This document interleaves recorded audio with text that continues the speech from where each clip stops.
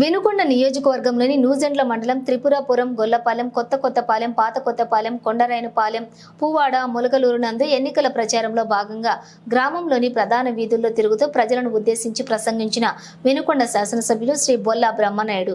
వారితో పాటు నియోజకవర్గం మండల స్థాయి నాయకులు తదితరులు పాల్గొన్నారు.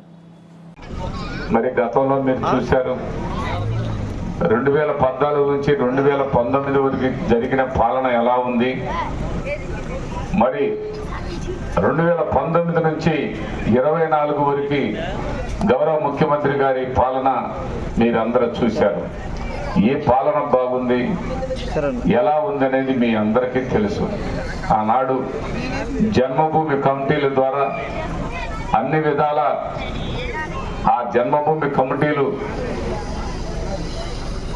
వాళ్ళని అన్ని విధాలా మొక్కుంటేనే కానీ మనకి సంక్షేమం ఏదైనా వస్తే అది పార్టీల వాళ్ళకేనని చెప్పేవారు. ఈరోజు పార్టీలు కానీ మరి అక్కడ కూడా పక్షపాతం కానీ మనకు ఓటే లేదని కానీ లేకుండా అందరికీ సంక్షేమం అందించారు ఈనాటి ముఖ్యమంత్రి జగన్మోహన్ రెడ్డి గారు. అందరికీ ప్రతి ఇంటికి మరి లబ్ధి జరిగిందని, ప్రతి ఇంటికి మేలు జరిగిందని, మేలు జరిగితేనే మాకు ఆశీర్వదించండి అని చెప్పినటువంటి ముఖ్యమంత్రి మన జగన్మోహన్ రెడ్డి గారు. ఎక్కడ కూడా అన్ని విధాల మధ్య ఎక్కడ ఎవరితో సంబంధం లేకుండా అక్కడ సీఎం గారు బటన్ నొక్కితే ఇక్కడ నేరుగా మీ అకౌంట్లో జమ పడ్డ పరిస్థితి మీకు తెలుసు. ఇవన్నీ కూడా గుర్తు చేసుకొని మీరందరూ కూడా మరి గతంలో ఇక్కడ జీవీఎస్ ఆంజనేయులు అనే వ్యక్తి ఉన్నాడు. ఏనాడు ప్రజల తల్లి కానీ, ప్రజల సమస్య కానీ, ప్రజల అవసరాలు కానీ ఏనాడు తెలుసుకోవడానికి ప్రయత్నం కూడా చేయలే. ఇది నేను చేశాను అని చెప్పుకునే దానికి ఒక్కటంటే ఒక్కటి కూడా మరి చేసిన పరిస్థితి లేదు. అలాంటి వాళ్ళు ఇవాళ మేము ఎమ్మెల్యేగా మాకు అవకాశం ఏమని అడిగితే 10 సంవత్సరాల అవకాశం ఇస్తే వాళ్ళు ఏం చేశారన్నది మీరు ఒక్కసారి అర్థం చేసుకోవాల్సిన అవసరం ఉందని మీ అందరికీ తెలియపరుస్తున్నాను. ఇప్పుడు అదే విధంగా మేము మనతోటి పాటు అన్ని విధాల మనం ఓటేస్తే మన కార్యకర్తలు, మన నాయకులు ఓటేస్తే గెలిచినటువంటి ఈనాటి ఎంపీ అభ్యర్థి లావు కృష్ణదేవరాయలు అనే వ్యక్తి ఈ వినుకొండ నియోజకవర్గానికి నేను చాలా మేలు చేశానని చెప్తుండు. ఏ విధంగా మేలు చేసావని అడుగుతున్నా. ఎక్కడైనా ఎప్పుడైనా ₹1 ఈ వినుకొండకి నువ్వు గ్రాంట్ ఇచ్చావా అని అడుగుతూ ఉన్నాం. ఎప్పుడైనా ఈ వినుకొండ ప్రజలకి ఎవరికైనా ఇదిగో నేను ఈ సహాయం చేశానని, ఈ వినుకొండ ప్రాంతానికి ఈ మంచి పని చేశానని నువ్వు చెప్పగలవా?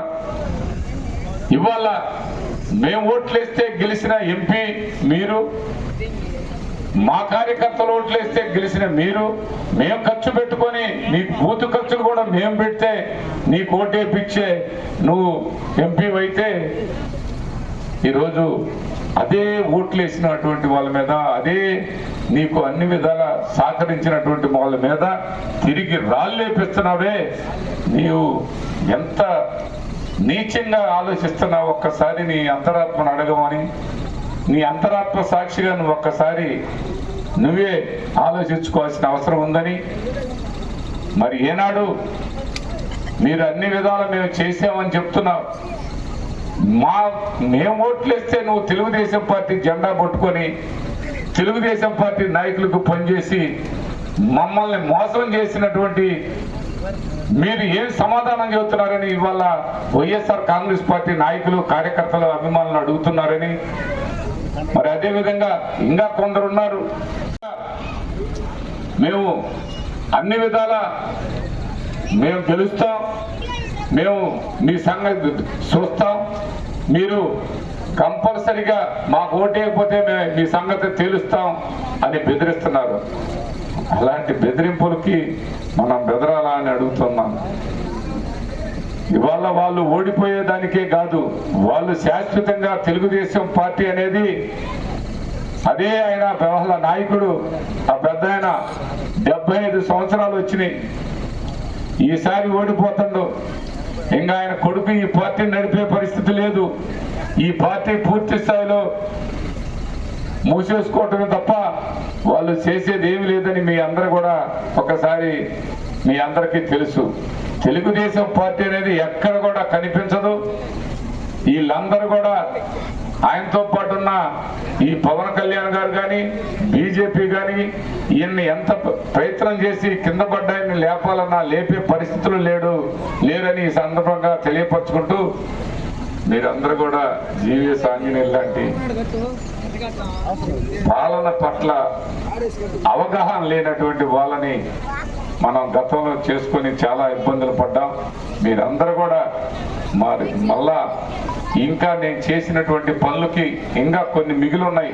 ఆ మిగిలిన్నాయన్నీ పూర్తి చేసుకోవాలంటే మీరందరూ సహాయం చేయాలి, సహకరించాలి, మళ్ళా మీరు ఆశీర్వదించాలి, మళ్ళా ఫ్యాన్ గుర్తుకు ఓటేసి గెలిపించాలని కోరుకుంటూ నాతో పాటు ఎంపీ అభ్యర్థి అనిల్ కుమార్ యాదవ్ గారికి కూడా ఓట్లు వేయాలని మనస్ఫూర్తిగా కోరుకుంటూ